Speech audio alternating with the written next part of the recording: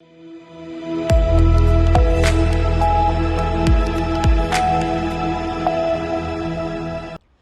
C news Bharat में आप सभी का स्वागत है। खबर महाराष्ट्र के नासिक से है, जहां राजनीति में कोई किसी का नहीं होता। प्रचलित धारणा के विपरीत त्याग, समर्पण और भाईचारे की मिसाल कायम करने वाली ये घटना विधानसभा चुनाव की पृष्ठभूमि में घटी है। जी हां, चांदवड देवला विधानसभा के वर्तमान विधायक डॉक्टर राहुल आहेर ने खुद प्रेस वार्ता कर इस बात की जानकारी दी कि वो भाई केदारनाना आहेर को उम्मीदवार बनाने की मांग कर विधानसभा चुनाव मैदान से हट रहे हैं। खास बात तो यह है कि जब राहुल आहेर ने बिना किसी कार्यकर्ता और पदाधिकारी से चर्चा की इस फैसले की घोषणा की तो तालुका में सनसनी फैल गई। इस चौंकाने वाले फैसले से राहुल आहेर के कार्यकर्ता काफी भावुक दिखे। आपको बता दें, पिछले कई महीनों से इस बात की चर्चा चल रही थी कि चांदवड के उम्मीदवार राहुल आहेर होंगे या केदारनाना आहेर।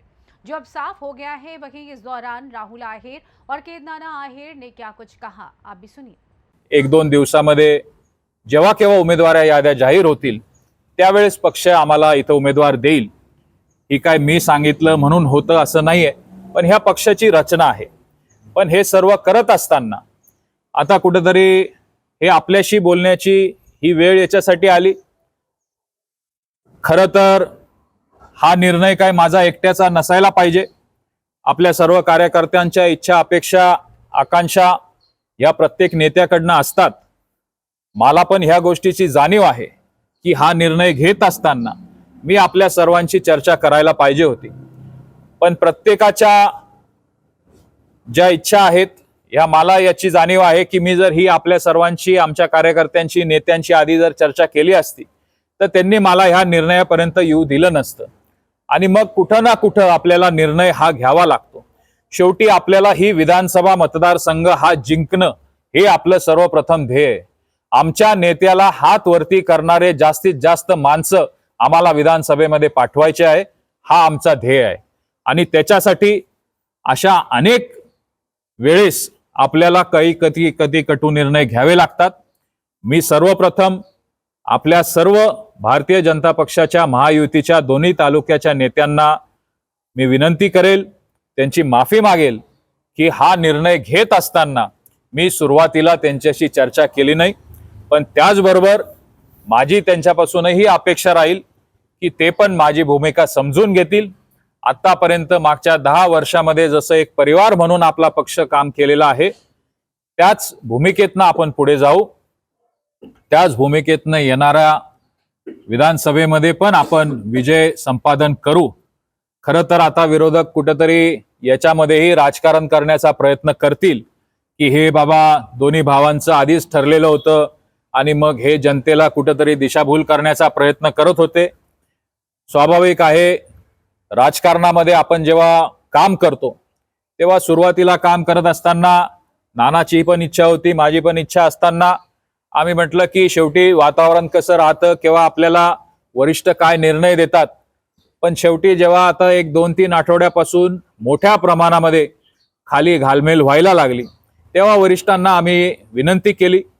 सुरुवातीला 2दा-3दा मला वरिष्ठांनी नकार दिला होता की उमेदवारी कुठल्याही परिस्थितीमध्ये तुला करावी लागेल, पण इथं कुटुंबाचा कलह, इथं खाली होणारे जे काही कलह आहेत यालाही कुठेतरी प्राधान्य द्यायला पाहिजे। आणि म्हणून आम्हाला हा निर्णय घ्यायला थोडासा वेळ लागला। मागचे जेवढे काही सर्वे झाले, पोलिसांचे रिपोर्ट असतील, आयबीचे रिपोर्ट असतील, याच्यामध्ये क्लिअर कट चित्र होतं की माझी उमेदवारी जरी झाली तरी त्याच्यामध्ये नक्कीच मताधिक्याने ही सीट निवडून येणार आहे। ही भाजपची A+ यादीमधली सीट आहे आणि पहिल्या यादीमध्ये याचं माझ्या नावाचं डिक्लेरेशन इथे होणार होतं, पण हा आमचा निर्णय याला कुठेतरी काल पक्षाने मान्यता दिली।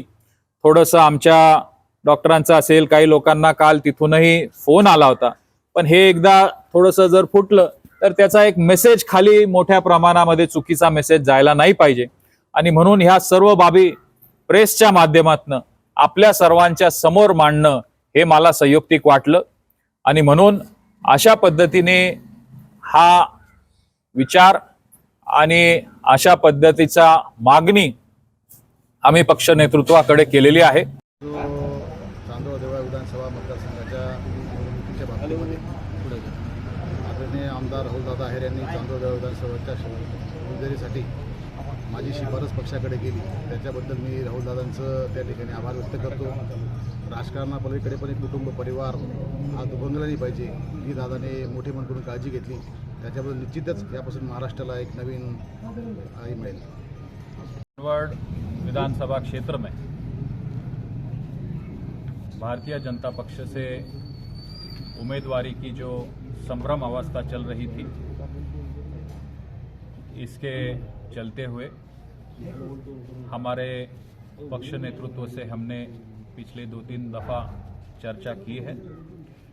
पक्ष नेतृत्व से मैंने ये इजाज़त ली है कि इस दफ़ा मुझे उम्मीदवारी का चयन न करते हुए मेरे बजाय मैंने इस बात की सिफारिश की है कि केदारनाथ आहेर जी का इसमें चयन करिए. पक्ष नेतृत्व ने इस बात का उनके पार्लियामेंट्री बोर्ड में निर्णय होगा और ये महायुति का निर्णय अंतिम होगा. मगर इस आपके माध्यम से मैं ये सभी मतदाताओं को आह्वान करना चाहता हूँ कि हमारा कुटुंब एक साथ रहे, हमारा पक्ष एक साथ रहे और महायुति की सरकार अगली दफ़ा बनना ये हमारा प्राधान्य है. और इसलिए हम तहे दिल से इस इलेक्शन में काम करके मैं खुद इस विधानसभा क्षेत्र में महायुति का जो कोई उम्मीदवार रहेगा उसे कम से कम 50,000 से ज़्यादा वोट से ये सीट चुन के आएगी. इसके लिए हम सब मेहनत करेंगे. महाराष्ट्र नासिक से सी न्यूज़ संवाददाता सुनील सोनवड़े की रिपोर्ट. फिलहाल इस खास रिपोर्ट में बस इतना ही. देश दुनिया की तमाम खबरों की जानकारी के लिए आप देखते रहिए सी न्यूज़ भारत. हर खबर आपके साथ, आपके हाथ.